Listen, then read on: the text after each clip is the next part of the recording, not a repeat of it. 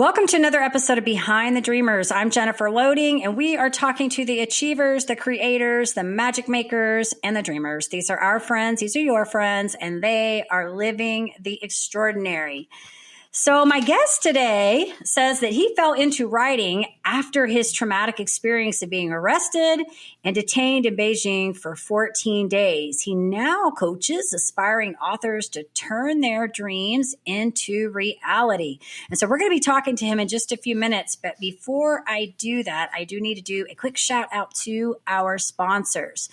So today's episode is brought to you by Walt Mills Photography. If you are a creator needing post-production, consultation, or promotion, Walt is your guy. Whether short films, YouTube films, I can't talk today, photography work, or a new headshot, he can help you find a solution to meet your needs. To learn more about Walt and his work, you want to go to photosbywalt.com. We also want to give a shout out to our friend Chris Clow of Upbeat Media Production. If you are in need of turnkey special event, Clow is your go-to. To learn more about him and his work, you want to go to upbeatmediapro.com. All right, Chancellor, I couldn't get that out today for some reason. I don't know what was going on with that. It's all good. Sometimes I just get a little tongue twisted or tongue tied, right? It's all right, good. so my guest today, Chancellor Jackson, is the author of 14 Days in Beijing, an unforgettable tale of his experience locked up abroad in China. He also wrote You Love and You Learn and Real Love Never Dies, a romantic drama about a man's journey of gaining emotional intelligence. He's ranked #1 bestseller on Amazon over 15 times since releasing his book. So we are so excited to have him here today. Chancellor, welcome to the show. Hey, man, blessings and balance to you, Jen. Blessings and balance to everyone that's tuning in. Big shout out to those people. Y'all the real MVPs. So shout out to all the viewers out there and the listeners, for real.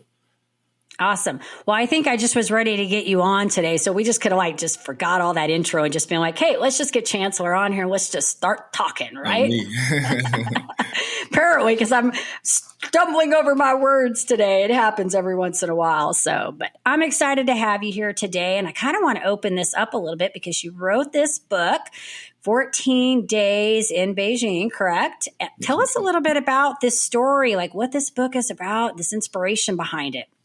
Yeah, so pretty much it's just telling y'all about my experience just getting arrested in China and just how that whole process, you know what I'm saying, worked out for me. And then, of course, how it works in general. And you have no clue what's going to happen. You just been arrested inside of your apartment, and now you just following orders. You know what I'm saying? Nothing is being explained to you, nor are you asking any questions because, you know what I'm saying, we've been told if you don't talk to the police, you know what I'm saying? Keep your mouth closed. So you have no clue how long you're going to be in this predicament. Nobody knows you're in this predicament. And you're left to just fend for yourself, honestly. You know what I'm saying? It makes sense out of it with, you know what I'm saying, the resources that are available, and it isn't many. So it's really just relying on faith, for real. Knowing that you're going to be good when it's all said and done. But just still, you have no clue how this thing's going to play out. But, hey, just sit tight, and you'll find out shortly, for sure. Yeah. So once I was released from Beijing Jail 6, and I was immediately deported from the country, I want to say it was definitely about 2-3 months.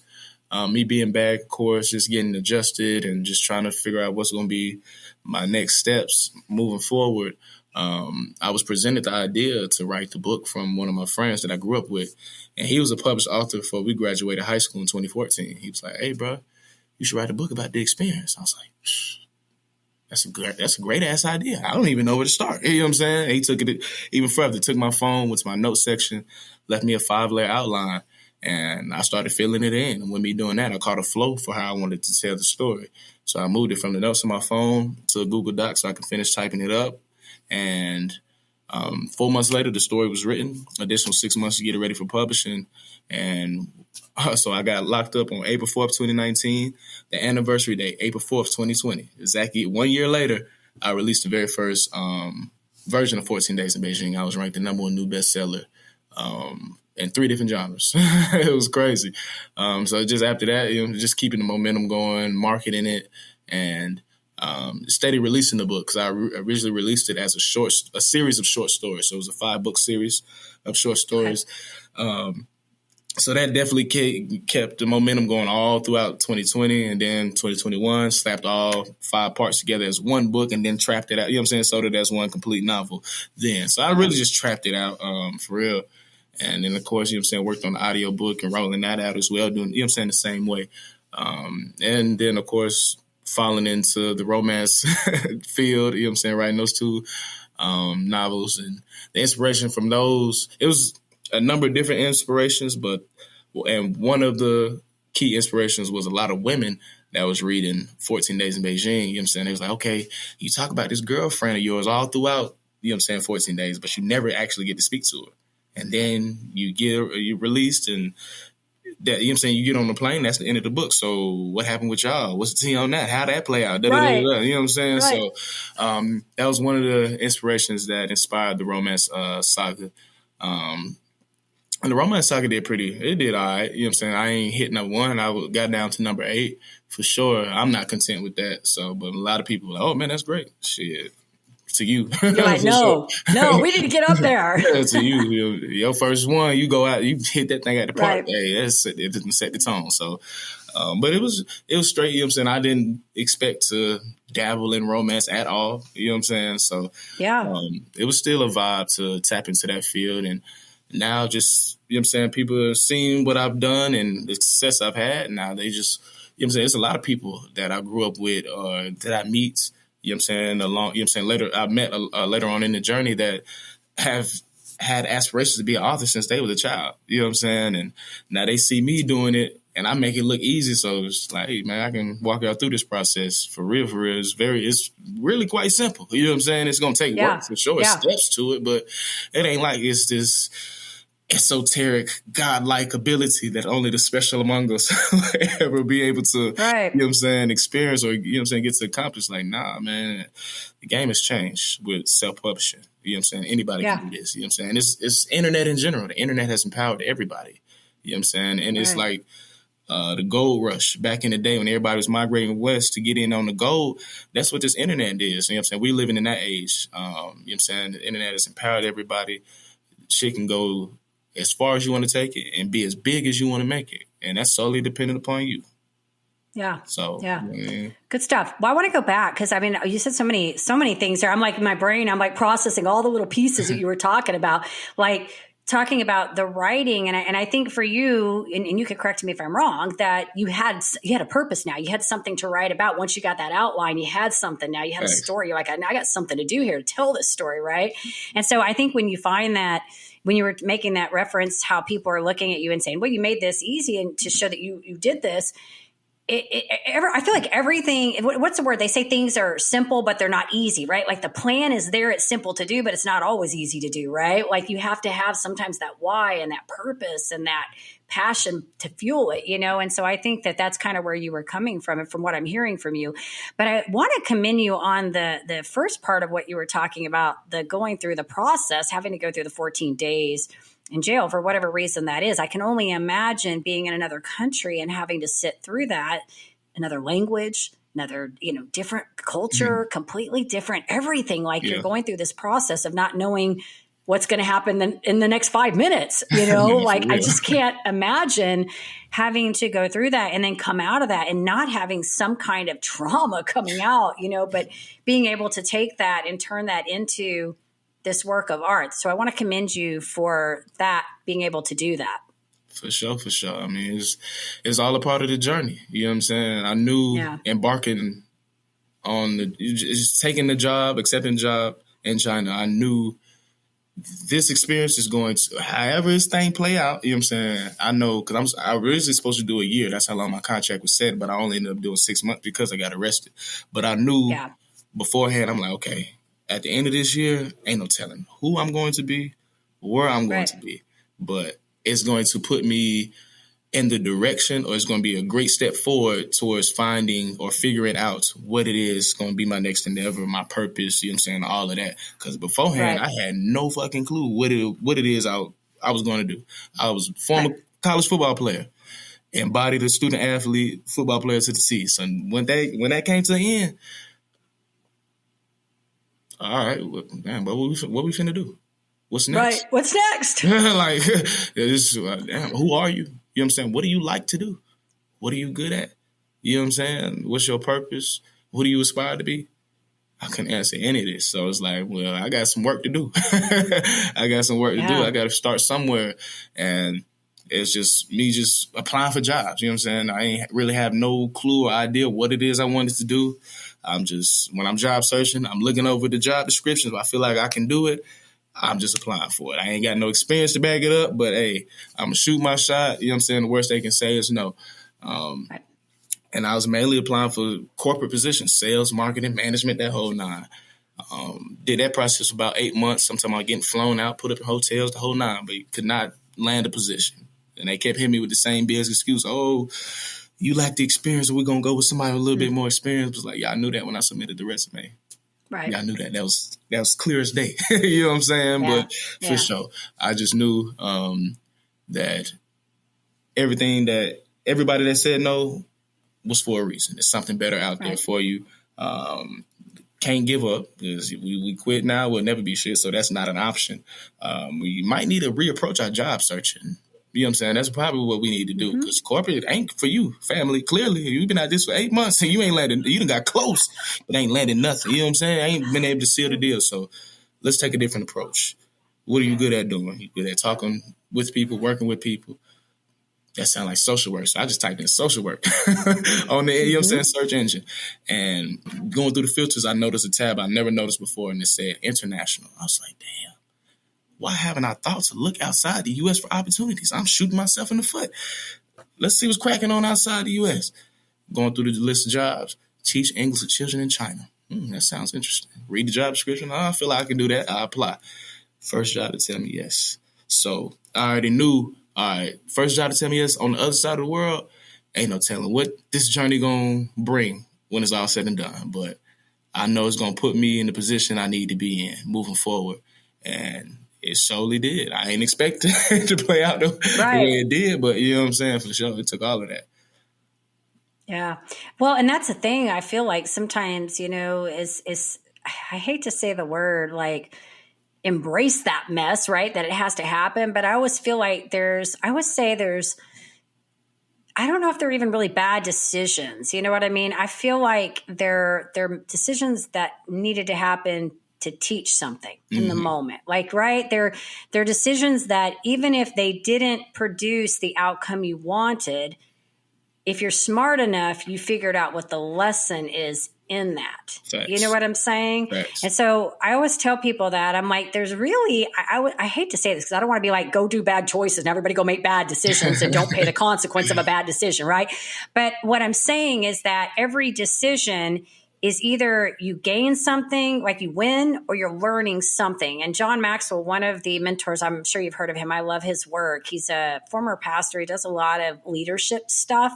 And I learned about him when I was in network marketing, like very early on. And so I think he even has a book, Sometimes You Win, Sometimes You Learn. And he's got it both for adults and then for young children too. And I actually had purchased this book for my son when he was like 12 or 13 and had him read it, because I think it's so important to understand that when we have these things that come into our life that really just, I say, like derail us, get us off, we feel like on this bad path. We have this choice at this moment to say, what do we do in that situation? Do we let it define us and be the thing that binds us down and never come out? Or do we look at that and go, okay, maybe I needed that in that moment to teach me something, and that's leading me to the next thing that I need to know that's great, It boils down to perspective, how you choose to look at it. And that's a choice, you know what I'm saying? So it's that simple, for real, for real.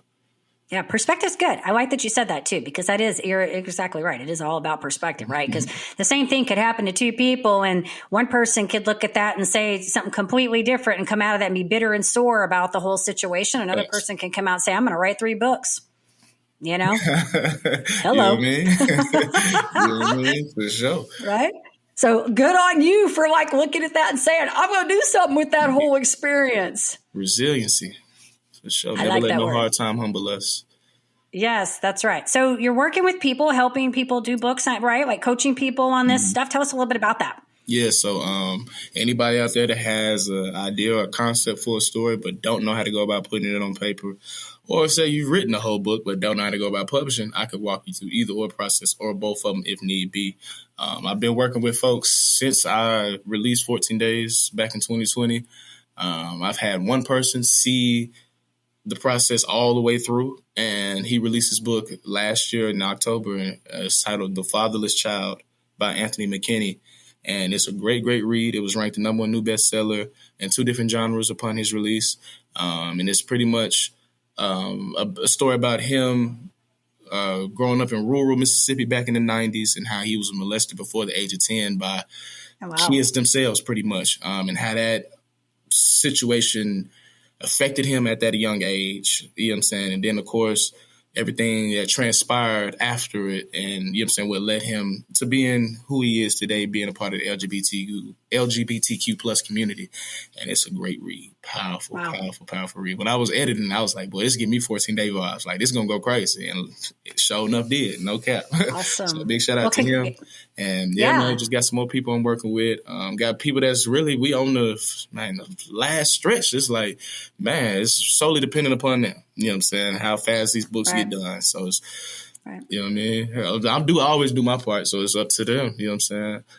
Yeah. Well, and congratulations on helping this, this book get out and all that. That's awesome to see something that you've helped kind of behind the scenes, get to the fruition, come to the finish line. So congratulations on that. And I do agree with you that yes, you can lead them, but they have to take the steps forward. It's the same thing when I coach people too. It's, when I'm working with entrepreneurs to help them, whatever they're trying to do, reach their goals. It's the same thing. I can lead them there and I can kind of guide and, encourage and do all the cheerleading, but they have to take the steps, right? Yes. And that's sometimes is the frustrating part because we put all of our heart and soul into trying to help them to go. And we see the potential and really want to see them cross that line, but they got to go. I had one client, he really he skipped a bunch of steps. Like he just got it on paper. I gave him one set of revisions and then boom, he just uploaded. I'm like, hold on, bro. It's like, hold on, bro. You skipped so many. That's just one set of revisions, bro. We're gonna have to revise this at least. Man, so he's like, forget that. I'm ready to get it out. And I'm like, if you continue, I'm content. You know what I'm saying? It's your book at the end of the day. That's what we pride ourselves in at Corley Publications. We're just here to help you through the process. When it's all said and done, you gonna own your work. So entirely, you're going to be entitled to all your royalties. We ain't got nothing to do with none of that. We just help you, you know what I'm saying, bring it to fruition and, you know what I'm saying, putting it out there. That's how we doing. So, you know what I'm saying? It's really, What would you say, like when you were creating your book? Because I already know what your hardest thing. I would say just your journey getting to where you were with the book. But I want to talk specifically about the book part because we, have people on here that are creators and entrepreneurs and a lot of authors. And I wrote a book myself, so I kind of understand that journey too. What do you feel like was maybe the trickiest part for you in this process? Because obviously you know what you're doing because you're helping other people. So what do you feel like maybe was your trickiest part? Trying to either maybe get this business up or get the book out? Was get the book out first. That was getting the book out. That was the only end game. Because I'm like, after going through that experience, I'm like, all right, I ain't go through that for no reason. You know what I'm saying? Of course, it's something I need to learn and take away from. But I feel like it was bigger than that. I'm like, it's something I'm supposed to do with this story. I don't know what or how I'm going to do it, but I just know it's something. I'm supposed to do something. And then I was like, hey, bro, you should write a book about it. You know what I'm saying? Yeah. But it was still just far as this would be a great way for me to give it to the masses. You know what I'm saying? Versus me just sitting here having to tell the story over and over again 1,000,000 times, even though I still do that. But you know what I'm saying? Just having it on just as a product or, you know what I'm saying, on a platform that people can tap in with. I was like, okay, this book thing, that's going to be the way to go. And then once I put it out there and saw, man, the Bentley man just had the feedback from it and it was going crazy. I was like, oh, wow. All right, I got something on my hands for real. So it's like just pushing the book. I'm thinking 14 days is going to be my only book. You know what I'm saying? I don't see myself writing no more books after this. You know what I'm saying? So it was really just 14 days and just sharing that story with the world. Everything else just it just fell into place. You know what I'm saying? Fell into place. So it just fell for real. You couldn't have told me everything I'm doing right now. Even with 14 Days, you couldn't have told me I would have wrote no book. You know what I'm saying? When I was going to China, you like, hey, bro, when it's all said and done, you gonna write a book about it? I'm like, what? You crazy? You know what I'm saying? Yeah, you didn't come, you mean you weren't, when you were a kid, you're like, I'm going to write a book when I grow up, right? Like, no, isn't that funny how life is? Like, you have no idea, like, how these things just sort of come about sometimes, right? Like, they just sort of happen, and it's not by accident. I think that the series of events lead up to it, obviously, sure. Right? But it's so funny, if you were to skip all the in between and from here to here, you'd be like, how? You would have never saw the how. You would have never known how that was going to get to that place. No, facts. You know what I'm saying? When I was a kid, I wanted to be the first black president of the United States. That was my, you know what I'm saying? That's the career I wanted to fulfill. And then Barack Obama came and blew that out the water. So I'm like, well, got to cross that off the list. Something else. Yeah. So then it went from playing there. And once I started playing football, of course, I wanted to go to the NFL. So sure. I realized the NFL wasn't going to be a thing. I learned that early on in college. So I'm like, I have no clue what it is, what I'm going to do when this football comes to an end, but I'll cross that bridge when I get to it. I think it's a cool story. And I had something else I wanted to ask you, and then I totally slipped my mind. I had a good question for you. It'll probably come back to me in a few minutes. So, no, I think this is awesome. I think that, I know what I was going to say. It's about the book process, writing the book. And because you mentioned early on telling your story, this is where I wanted to go. It came back to me. Because I know, like, for me, when I wrote my book, it was kind of about my story that I went through between 2012 and like 2017 when I was dealing with this medical condition and kind of what I learned in that process. And I really got so tired of explaining this to people that I'm at the place where I'm like, just read the book. You'll find out everything you need to know about me in the book. You know? Oh, me. Then I don't have to explain it when I tell you that, like, I'm going through a medical thing and they're all connected, right? Like, they're all connected. And I'm still dealing with this. Just read the book. It's like my business card, my biography. Man. You can get everything you need. So that's what I was going to ask you when you were saying that about how, well, my story is in there. Do you feel like sometimes you're just like, here, just read the book. Take the book. When I first released 14 Days, and like, I remember the first podcast interview I did, like, Shawty asked me questions about the book. Woo. I'm like, I'm cold. I ain't giving you nothing. Like, y'all gonna have to go read this book. Like, I just put out, man, go read the book. Literally, every question you're asking, I answer it. I answer it, and just read it. But it's like, you know what I'm saying? It's still a field. It's still a challenging field because, man, folks don't read. Folks don't really read like that. You know what I'm saying? Yeah. You got avid readers, you know what I'm saying? But that number in comparison to people that don't read, yeah. Well, and it's funny that you say that about reading, because that's like one of the things, like when I'm working with my clients, it's like one of the things that I really emphasize as part of personal development, that if you're not going to take time to read, you need to either listen to some positive podcast or watch some positive stuff. But I'm really a big advocate for reading. One of my guests that I just had on my show sent me a book, and I'm loving it. She was in the Army. She was an intelligence officer, and then she went into education, got her master's degree from Harvard. She was an English teacher. Mm-hmm. And what she did is she took, because when she was teaching English, I think she was teaching ninth graders, and they were, English is one of those subjects, you either like it or you hate it. I hated it, absolutely hated it. She would take stories, and she said it started with the book of Mice and Men, and she would take stories that were out of the literature that they were reading, and she would apply it to everyday applicable situations for the kids so that they could understand it. Mm-hmm. And so then the stories started going home with these kids, and they were sharing them over the dinner table. And so she became kind of known for like teaching these life lessons to these kids. And so she wrote a book, and I think it's something like Find Your Mini Pumpkin, Live Your Life with Purpose, or something like that. I've got it in the other room, but she sent me a copy of it. So I'm kind of reading that right now, and it's fun because it's all about life lessons. But I really liked how she took the English literature and used it, for, to teach lessons. So I won't say I always love to read, but I do love to read, if that makes sense. I know that I need to read because it helps me with my creativity and my ingenuity and all of that stuff. And I'm a big fan of, when I talk to my clients, I'll be like, what are you reading right now? What's in your book? What's in your arsenal of books right now? And it's even on my rapid fire, a lot of times I'll ask, like, what's your favorite book? Because I want to know what people say, because it helps me with my book list. Thanks. For sure. So yeah, but you did your book in audio too, right? Like, you did an audio version. Yeah, for 14 days. Yeah, and I'm narrating it, so it's a vibe. You know what I'm saying? That was strictly for them folks that don't like to read. Like, I got you. you have no got you covered. You have no excuse to not embark on this 14-day journey with me. Come on. Yeah, they can sit when they're working out. They can put their headphones in or whatever, their little earbuds in. They can listen to you narrate their story while they're and thinking, man, dude, this guy like lifted out. I need to be working harder. I need to be going. No cap. Get your popcorn ready. That's all I say. Get your popcorn. Get your popcorn ready. That's so great. All right. So are we working on any more books? Got anything else coming up other than I know we're coaching and helping people and promoting, but anything else we're working on? For me personally, I don't know what my next book will be, when it will be. I have no clue. But it's okay. Definitely just I'm working with a lot of different people with their books. So this ain't going to be your last time hearing Chancellor K Jackson or Corley Publications or LLC.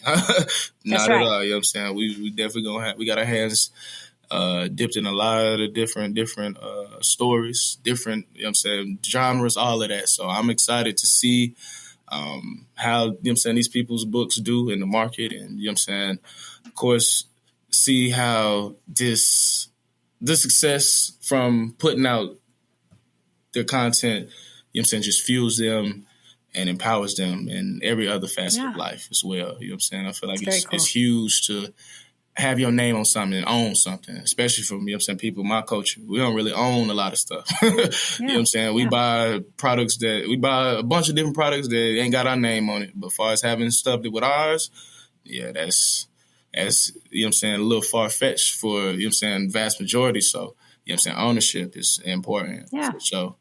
Yeah, and you're young. You got a long way to go, Chancellor. You got a lot of work to do. So it's a good thing. Okay, one last question I want to ask, and then we'll do a couple fun ones here. What have you learned about yourself in all of this? Just in this short time you've been alive, and you've written these books and had these experiences. What do you feel like you've learned about yourself so far? Man, I'm a God amongst men. Anything I put my mind to, I will accomplish. I got a great heart. And very selfless, and my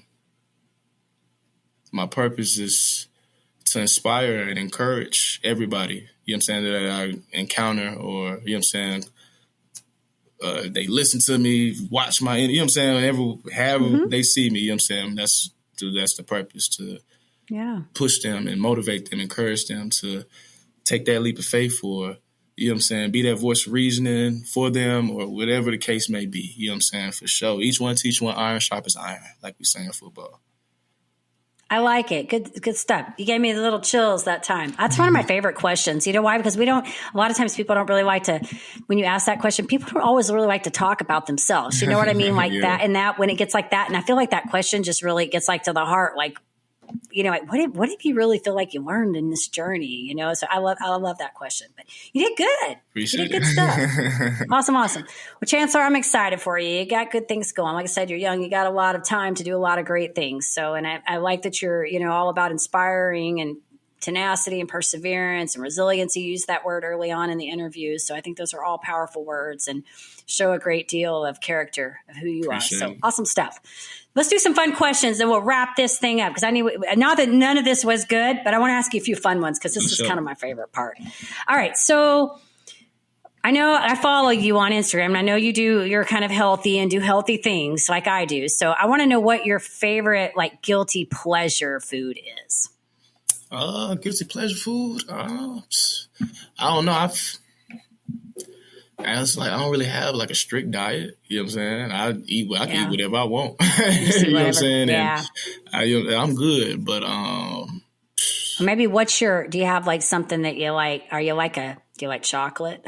No, I ain't really. I get that one a lot. Like, what's your chocolate, ice cream? Yeah, I ain't really too big into the sweets and stuff like that. At least like when I was a kid, I was a different story. But really living in China changed that. You know what I'm saying? Because they sweets, it ain't the same like here in America. Right. Here in America, our sweets gonna kill you. They sweets over there, it don't even taste nothing remotely close to, you know what I'm saying, the products you have here. So, and then the cost for candies and cakes and all of that stuff out there is the same price for some actual food. So I'm like, why would I spend all this money for some candy? I can get a whole meal.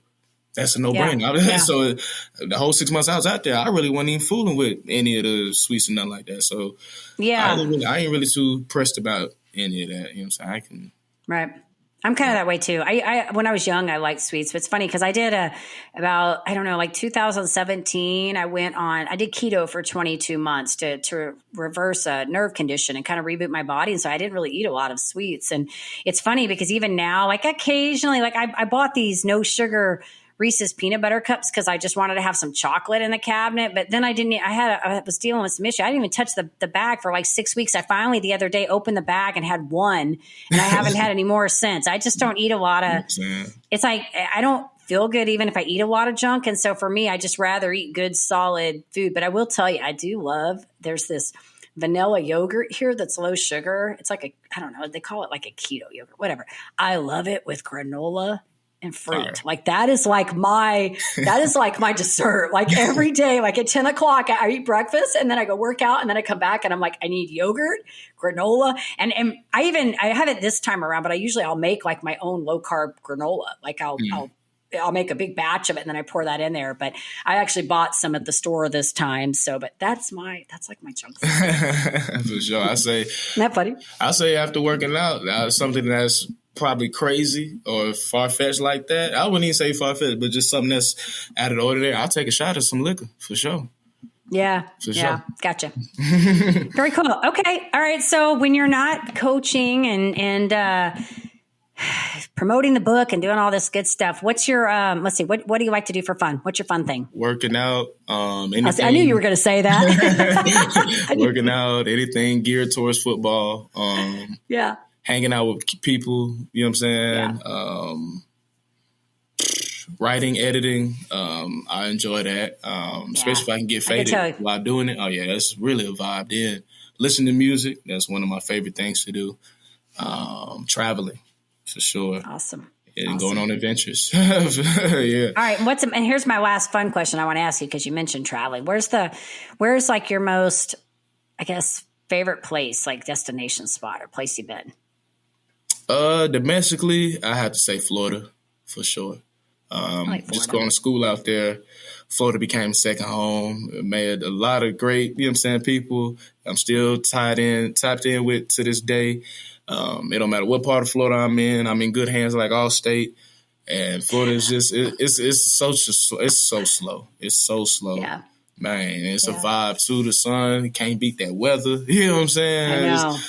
It's just a vibe. I'm always in Florida. I go to Florida at least. Oh man, at least I say 3 to 4 times a year. You know what I'm saying? Yeah, for sure. I'm always in Florida for sure. I like Florida. I think like 2008 or 2009, took my kids and we went to Disney World. And I remember went with a girlfriend and we rented a house. We were doing like just a fun girls trip with the kids kind of thing. And I just remember going there and I was running quite a bit at the time. And I remember getting there and going out in the morning to go run. And I was like, oh my gosh, it's so freaking humid out here. Because I grew up in Houston. Yeah. I'm in Dallas now, but I grew up in Houston and it's humid there too. I just remember like stepping out first thing in the morning at like 7, 8 in the morning. It was already freaking humid and hot. And I was like, we don't in Dallas, like we don't, it's weird here because it's a little drier here. I mean, It's only like 200 miles. It's only like 250 miles from Houston, but it's a little drier here. So we don't really get a lot of those super humid days like I would get in Houston. That's why I tell everybody I've had young skin for so long because I just had oily skin all the time. Here it's a little drier, but every once in a while we'll have one of those days and I'll be like, oh, it's a balmy day. It feels like a Houston day today. Georgia's the same when it comes to humidity. So, right. It really wouldn't. Yeah. It's just a little bit hotter in Florida. That's the major difference. Yeah. Very cool. Very cool. Well, Chancellor, if our audience wants to learn a little bit more about you and maybe pick up a copy of your book, we know they're on Amazon. Do you have anywhere else you want us to send them so they can check you out? Yeah, for sure, man. The best search engine we have today, Google Chancellor K Jackson. Everything you need will pop up from my social media accounts, my Amazon page, my personal website, every other interview I've done. All of that will pop up. You can get your copies of my book on Amazon on my website. You can listen to the audiobook for 14 days, available on SoundCloud, YouTube, Spotify, Apple Podcasts, and Anchor. And all of that can be accessed through my website. Any aspiring authors out there, visit chancellorkjackson.com. You can sign up for a free consultation. We can sit down, discuss whatever, ideas you got, and we feel like we will good fit for each other. Hey, man, we could do business and bring that thing into fruition. No cap. So, yeah, man, y'all just Google me. Awesome. Google's a great thing, right? Sometimes it's good, sometimes it's not. Like, that's what I tell people, if they pull my name up, it's like, it's all there, like everything. You can't hide. Like, it's all there, I'm like, sometimes, right? Very cool, Chancellor. Well, I'm excited for you. Thanks so much for coming on here today and being authentic and real and sharing with our audience, and keep doing your thing and keep inspiring. And hopefully we'll see some more good stuff come out of you. As you keep going, maybe be inspired. This message real quick before we dip up out of here. And the message is from Nipsey Hussle. For those that don't know who Nipsey Hussle was, Nipsey Hussle is a rolling 60s Crip from South Central Los Angeles, but as a philanthropist, philosopher, serial entrepreneur, well known for his music and his clothing line. And the message is long-winded, running through this life like it was mine. Never settling, but setting every goal high. 1,000 burpees on the path to my own self-destruction or success. But what is a mistake without the lesson? You see, the best teacher in life is your own experience. And none of us know who we are until we fail. They say every person is defined by their reactions to any given situation. Well, who would you want to define you? Someone else or yourself? Whatever you choose to do, homie, give your heart to it. And stay strong. Awesome. Bam. Mic drop. Good stuff, Chancellor. Thanks for sharing that. Sure. It's awesome. Well, we do want to say to our listeners, of course, if you enjoy our show, please be sure you check us out on Facebook, give us a rating on iTunes, go hit that subscribe button on the YouTube so we can continue sharing all these great stories like Chancellor's. This is how we are able to do this. By helping you guys help us out, we can keep sharing stories. And with that, I also want to leave a final parting thought.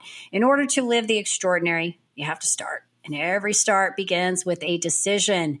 You guys take care, be safe, be kind to one another. We will see you next time.